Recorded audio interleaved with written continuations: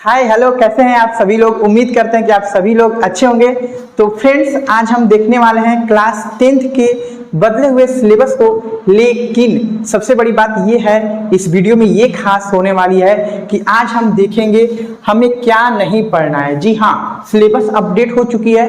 कितने लोग श्योर नहीं है कि 100% सिलेबस पढ़ना है कि 70% सिलेबस पढ़ना है। मैंने इसके बारे में पहले से ही वीडियो बना दिया है, लेकिन ध्यान देने वाली बात यह है कि 100% सिलेबस तो हो गया है, लेकिन अभी भी 2-4 चैप्टर ऐसे हैं जिनको इंक्लूड नहीं किया गया है, मतलब उनको नहीं पढ़ना है। तो आज हम इस वीडियो में उस चीज पे चर्चा करेंगे जिसको नहीं पढ़ना है, मतलब जो लेसन को नहीं पढ़ना है। तो चलिए स्टार्ट करते हैं। तो हम बात करेंगे प्रोज, पोएट्री और सप्लीमेंट्री की। तो जो प्रोज है, ठीक है, अभी मैं बात कर रहा हूं प्रोज का। तो क्या नहीं पढ़ना है, ध्यान दीजिएगा, क्या नहीं पढ़ना है। प्रोज में लेसन 5 है आपका, द 100 ड्रेसेस, पार्ट 1 है इसको आपको नहीं पढ़ना है, मैं क्रॉस कर दे रहा हूं। फिर लेसन 2 है प्रोज में, लेसन 6 नाम है इसका, द 100 ड्रेसेस पार्ट 2, इसको भी हमें नहीं पढ़ना है। मतलब दोस्तों, कुल मिला जुला के प्रोज में हमें 2 चैप्टर नहीं पढ़ना है। कौन सा? द 100 ड्रेसेस पार्ट 1 और द 100 ड्रेसेस पार्ट 2। अब चलिए बात करते हैं पोएट्री के बारे में। तो ये जो हमारा पोएट्री है, इसमें आपको केवल एक चैप्टर नहीं पढ़ना है और वो चैप्टर का नाम है एनिमल्स। तो आप ध्यान दीजिएगा, जो एनिमल्स चैप्टर है उसको आप नहीं पढ़ेंगे। तो एनिमल्स को अभी जंगल में विचरण करने दीजिए, खेलने कूदने दीजिए, और अभी हम लोग इसको सिलेबस में नहीं पढ़ेंगे। अब आइए नेक्स्ट चैप्टर। तो अब हम बात करते हैं सप्लीमेंट्री का। तो जो सप्लीमेंट्री है उसमें हमको क्या नहीं पढ़ना है? The hack driver. The hack driver के बारे में हमें नहीं पढ़ना है। तो कुल मिला के दोस्तों, अगर हम बात करें तो 1, 2, 3, 4 प्रोज, पोएट्री और सप्लीमेंट्री, तीनों में से मिला के हमें 4 चैप्टर नहीं पढ़ने हैं। तो आप अभी इसको अपने बुक में ऐसे कट का मार्क कर दीजिए, ताकि एग्जाम आए तो आपका इस पे ध्यान जा ही नहीं और आप इन चीज़ों को फालतू में रटने से बचें, समझने से बचें। क्योंकि जो मेन पर्पज होता है एग्जाम में, हमारा अच्छा से अच्छा स्कोर करना होता है। और अगर हम उन चीज़ों को पढ़ के गए जिनका वहाँ पे यूज ही नहीं होने वाला है, तो पढ़ने का इसमें कोई फायदा नहीं है। ठीक है, इसको नासमझी ही कहा जाएगा। तो ये तो बात हो गया हमें प्रोज, पोएट्री, सप्लीमेंट्री में क्या नहीं पढ़ना है। क्या पढ़ना है, अगर ये आप जानना चाहते हैं तो उसका वीडियो मैं ऑलरेडी बना चुका हूं, वो आपको प्लेलिस्ट में मिल जाएगा या डिस्क्रिप्शन में लिंक मैं दे दूंगा, आप वहां से देख लीजिएगा डिस्क्रिप्शन में से। अब आइए हम बात करते हैं ग्रामेटिकल।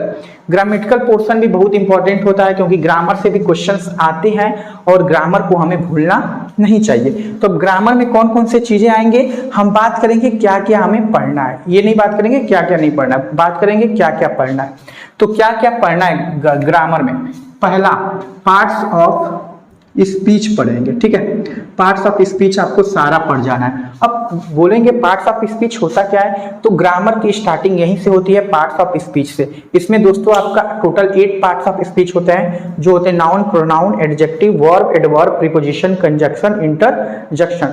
टोटल मिला के आपके 8 पार्ट ऑफ स्पीच होते हैं, जिनको मैं आसानी से और एग्जाम ओरिएंटेड क्वेश्चन के साथ अभी आगे आने वाले दिनों में आपके सामने लेके आऊंगा। तो आप बस यहाँ से पढ़ लेंगे तो हूबहू वहीं से क्वेश्चन एग्जाम में आएंगे, बाहर कहीं से नहीं आएंगे। ठीक है, तो अगर चैनल पे हमारे न्यू है तो चैनल को जरूर सब्सक्राइब कर लें, या आपके कोई भी भाई फ्रेंड है तो उनको जरूर ये वीडियो रेफर करें, शेयर करें और उन्हें बोलें सब्सक्राइब कर लें, ताकि आगे आने वाले दिनों में एग्जाम में उनका क्या हो, हेल्प हो सके।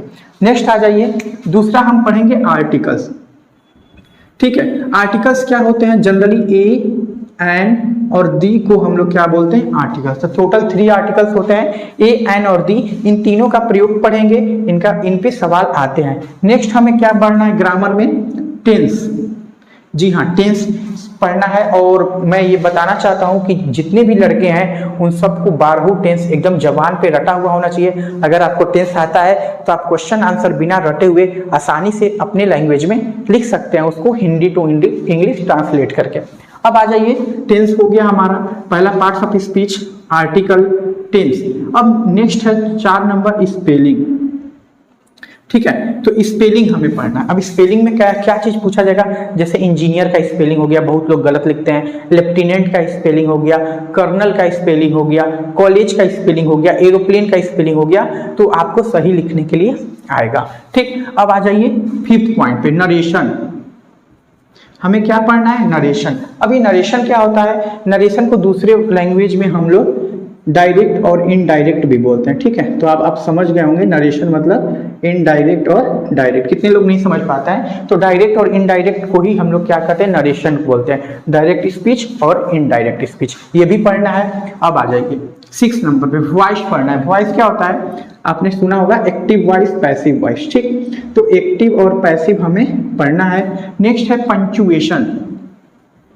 अब ये पंचुएशन क्या होता है 7 नंबर पे, तो देखिए पंचुएशन एकदम इजी होता है। कहाँ पे कॉमा लगेगा, कहाँ पे फुल स्टॉप लगेगा, कहाँ पे क्वेश्चन मार्क लगेगा, कहाँ पे हाइफन लगेगा, कहाँ पे सेमी कॉलन, कहाँ पे कॉलन, कहाँ पे डैश, इन तमाम चीजों का यूज हम लोग किसमें पढ़ेंगे, पंचुएशन में। तो दोस्तों punctuation is very necessary for your writing purpose. अगर आप लिख रहे हैं क्वेश्चन आंसर या इफ यू राइटिंग एनीथिंग, अगर कोई भी चीज आप लिख रहे हैं, then punctuation is must needed, you should know, आपको यह जानना चाहिए। नेक्स्ट आते हैं रीऑर्डरिंग, ठीक है। कौन सा हम लोग पढ़ेंगे, रीऑर्डरिंग पढ़ेंगे। अब रीऑर्डरिंग क्या होता है, जैसे कई सारे हमारे वर्ड्स दे देगा, उसको इधर उधर करके दे देगा, हमें उसको रीऑर्डर करना है। जैसे मैं यहाँ पे छोटा सा एग्जांपल अभी ऐसे ही करके मैं आपको बता देता हूँ रीऑर्डरिंग का। जैसे दे दिए इज गोइंग राम। अब देखिए इसका कोई अर्थ नहीं निकल रहा है, ठीक है, कोई सेंस नहीं निकल रहा है, ऐसा दे दिया, ये हटा देते हैं। तो इसका आप दो तरह से बना सकते हैं, राम इज गोइंग, या दूसरा तरीका क्या बना सकते हैं, इज राम गोइंग इंट्रोगेटिव में। तो इसको हम लोग कहेंगे दोस्तों रीऑर्डरिंग। लेकिन ये तो मैं एकदम छुटकू सा एग्जाम्पल लिया था, लेकिन जो एग्जाम में आता है थोड़े से बड़े एग्जाम्पल होते हैं, लेकिन बहुत ईजी होते हैं। अगर आप एक बार समझ जाएंगे तो मैं आपको उन सभी चीज़ों को, ये सारे पोर्शन पे मैं अच्छा सा अच्छा वीडियो बना के लाऊंगा ताकि आप आसानी से समझ जाए। अब आते हैं नेक्स्ट, लेटर और एप्लीकेशन,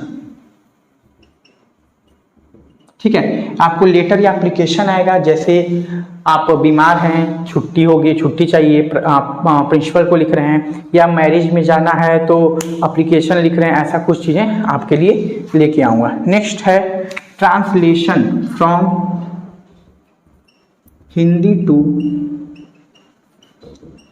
इंग्लिश। अब इसमें क्या आएगा आपको, जैसे एक छोटा सा पैराग्राफ दे देगा 10 लाइन का, 5 लाइन का या 8-9 लाइन का, और उसको आपको कह देगा क्या करिए, हिंदी टू इंग्लिश ट्रांसलेट करिए। तो एकदम इजी होता है, अगर आपको टेंस आता है तो आप इजीली उसको ट्रांसलेट कर देंगे। नेक्स्ट आते हैं हमारा लास्ट पॉइंट, एस्से। एक छोटा सा एस्से दे देगा आपको, ठीक है, जैसे हमारा पॉपुलेशन पे हो गया, कंप्यूटर पे हो गया, मोबाइल पे हो गया, तो इन सब चीज़ों पे कॉमनली हमारे क्या होता है, एस्से लिखने के लिए आते हैं।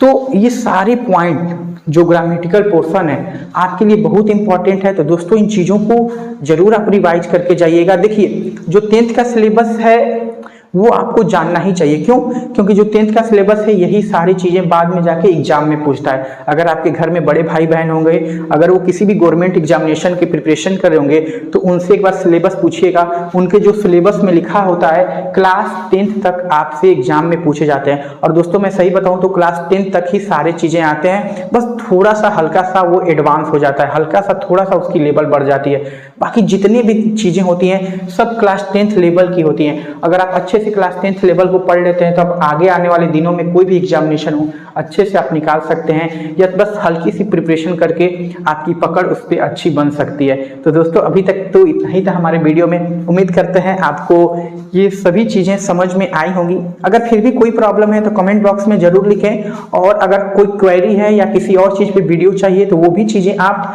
कमेंट बॉक्स में लिखें, मैं उस पर वीडियो जरूर बनाऊंगा। अभी तक के लिए इतना ही। अगर हमारे चैनल पे न्यू है तो चैनल को जरूर सब्सक्राइब करें। अभी तक वीडियो लाइक नहीं किया है तो वीडियो को भी लाइक कर दें, और अपने तमाम दोस्तों के साथ जरूर शेयर करें। तो फिर मिलते हैं एक नए वीडियो में एक नए इंफॉर्मेशन के साथ। तब तक के लिए जय हिंद, नमस्कार।